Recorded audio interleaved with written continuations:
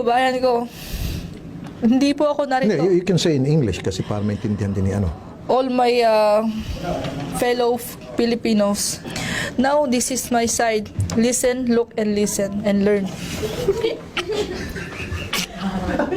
Kanya, Piyan mo lang yung kapit mo, wag niya kaming idamay-damay kung ano-anong ginagawa niyang mga istorya para sa aming pamilya dahil hindi kami nakikialam sa buhay niyong mag-asawa kahit kapatid ko yung asawa mo, hindi kami nakikialam.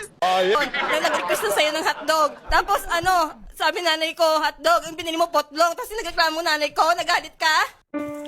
Anong kailangan kong gawin upang malaman mo?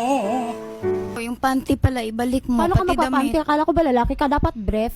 Babae pa rin ako kahit ganito ako, nagpapanty ako. Dala ko po yung sinabi niya na bagong panty. Dala mo niya ngayon. Isusoli mo ngayon natin yung picture ni Mister.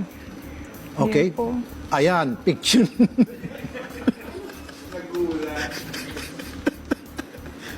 Okay.